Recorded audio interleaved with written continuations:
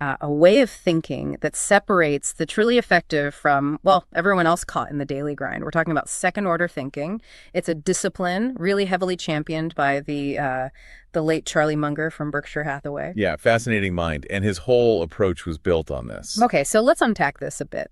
If you ever feel like your choices, maybe even small ones, somehow end up causing bigger problems later on, like you solve one issue today, but tomorrow there's a new, maybe worse, fire. If that sounds familiar, you're likely stuck in what we'd call first order thinking. You're reacting to the splash, the immediate thing you see. Right. And you're missing the ripple, the deeper consequence. Exactly. So our mission here in this deep dive is to kind of shortcut that learning curve towards the Munger called worldly wisdom. Yeah. And what's really key here, Munger was so clear about this. The world isn't just a list of things happening one after another. It's all connected. It operates in systems, loops, feedback, hidden connections. You can't just poke one part and expect everything else to stay the same. It's not linear at all. Not at all. So the goal today is figuring out how to shift your perspective, how to actually see those ripples, maybe even before they start. And he gave us a tool for this, his latticework of mental models. Sounds a bit academic, maybe. A little bit, yeah. But the idea behind it is pretty straightforward. It just forces you to look past the immediate effect. You check your decision against basic ideas from like psychology, economics, maybe even physics, things outside your usual comfort zone. Okay, so let's try and nail down the core difference for everyone listening. First order thinking is what? The gut reaction, the obvious thing. Yeah, pretty much. It's seeing that first domino fall and your only thought is push it back up or deal with that domino. It's very surface level. All right, so second order thinking. That's where you step back. You're not just looking at the domino, you're looking at the whole setup. You're trying to understand the system that allows the dominoes to fall. You anticipate the chain reaction. What happens after that and after that. You calculate the real long-term impact of stepping in, or maybe not stepping in. And that feels like the crux of it. Every action, even small ones, sends out these invisible ripples. Every choice changes the incentives within that system. Precisely. And Munger would say the real power, the real leverage, isn't in the immediate win or loss that everyone sees. It's in that unseen chain reaction, the delayed consequences. The invoice, as you sometimes hear it called. It always arrives, right? Yeah. Maybe just later than you expect. It always arrives. And understanding that delay, that lag time is, it's crucial for getting anything complex right. Systems, whether we're talking finance, biology, relationships, whatever, they run in these feedback loops. And the feedback, the consequence, is often seriously delayed. The first thing you see is rarely the whole story. Okay, can we make this more concrete? Maybe with some examples. This plays out all the time in big picture stuff like government policy, doesn't it? Oh, absolutely. Think about, say, a government putting a price cap on gasoline because prices are spiking and people are hurting. The first order effect, immediate relief. People are happy, the government looks good. That's a very visible, very tempting win. Sure. Politically very attractive. But what's the ripple? What's the second order effect lurking there? Well, the second order effect kicks in pretty fast, actually, even if it's not immediately obvious. Suppliers, the refineries, the distributors, they see the cap and realize, hey, we can't make money selling gas here anymore. So what do? They reduce supply. They maybe divert it elsewhere. Suddenly, 6 months later, you don't just have high prices, you have actual shortages. Gas lines, way worse than the initial problem. So the quick fix actually broke the underlying supply system. That's a perfect example. And you see the same dynamic in business all the time, right? Like the manager trying to hit a quarterly target. Exactly. Classic case. Let's say a manager needs to boost profits this quarter. So they slash the budget for, research and development, or maybe cut back on employee training, outsource customer service to the cheapest bidder. First order result. Profits jump up for that quarter. Looks great on the report. Maybe they get a bonus. Applause all around. But hang on, sometimes cuts are needed, right?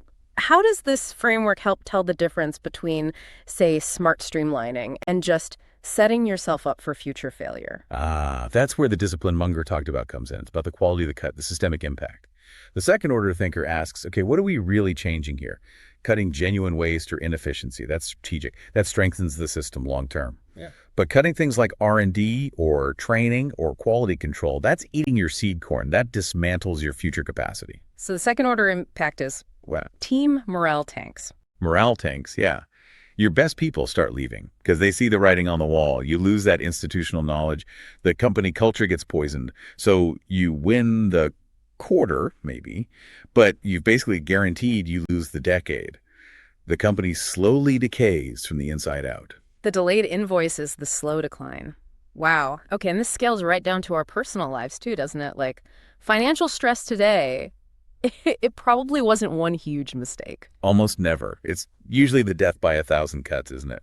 It's the small, seemingly justified impulse buys, the daily fancy coffee, the weekend takeaways because you're tired, the streaming service you signed up for and forgot. They all feel fine in the moment, maybe even necessary, but cumulatively over years, that's where the stress comes from. So Munger saw these outcomes not as random bad luck, but as feedback. Delayed feedback, exactly, from choices made way back.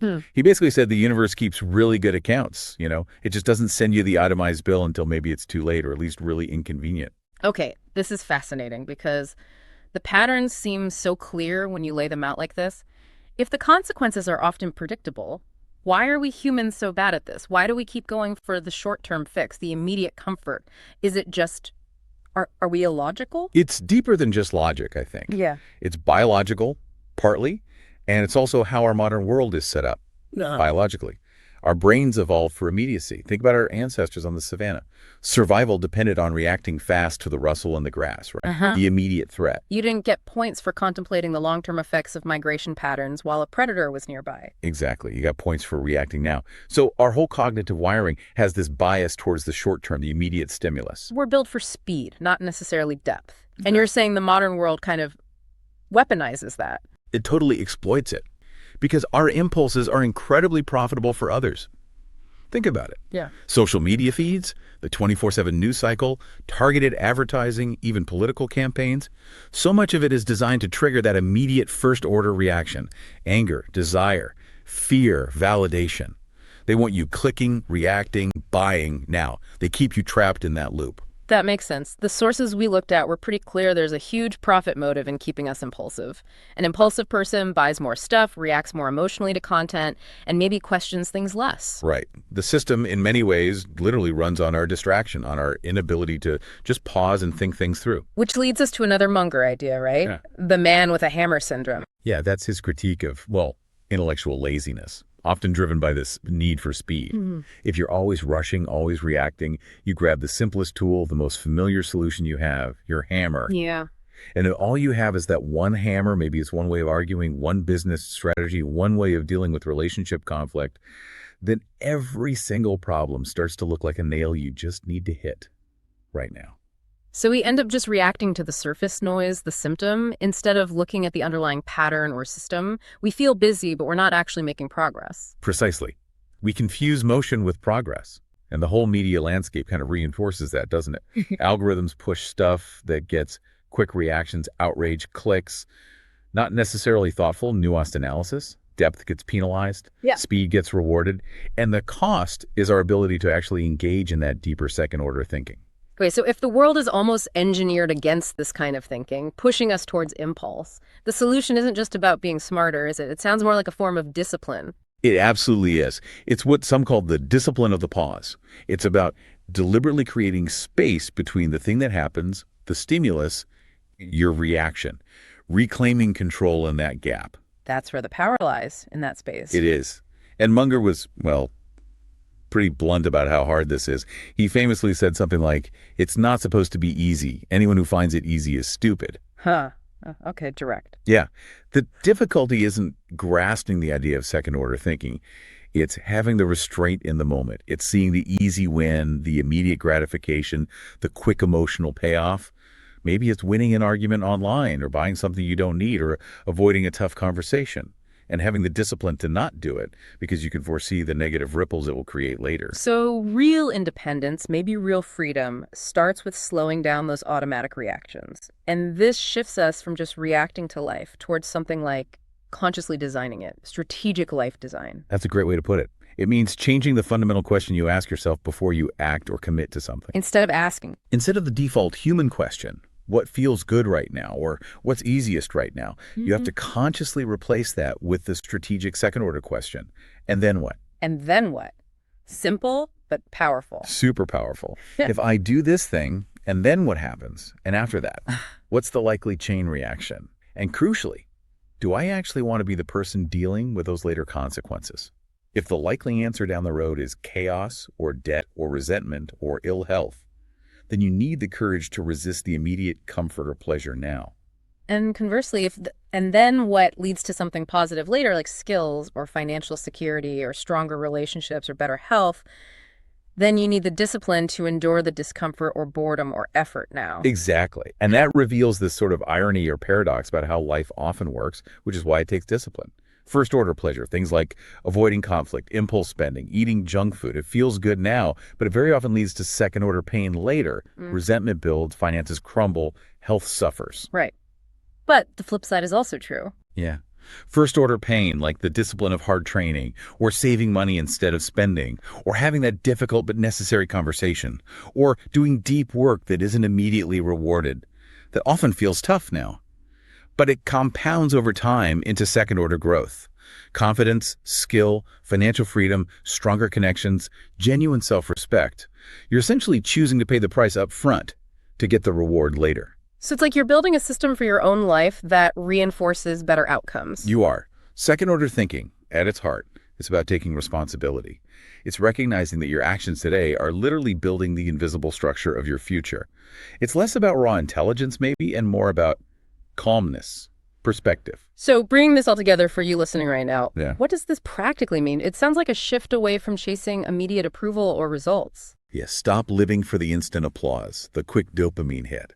Start living for the compounding effect, whether that's in your skills, your finances, your relationships, your health. Mastery in any area. It often feels like peace, doesn't it? Yeah. Because you're no longer just reacting to emergencies. You're anticipating, shaping, designing. You're playing chess, not checkers. That's a perfect analogy. The wise player thinks multiple moves ahead, sees the whole board, understands the system. The crowd plays checkers, just reacting to the next immediate jump. It really is the clear, calm mind that wins in the long run, not necessarily the loudest or fastest one. When you develop this discipline, you gain a kind of predictive power over your own life's trajectory. Okay, so here's a final thought for you to take away and maybe wrestle with. In a world that's absolutely addicted to speed, to the immediate, just being aware of these deeper currents is almost an act of rebellion.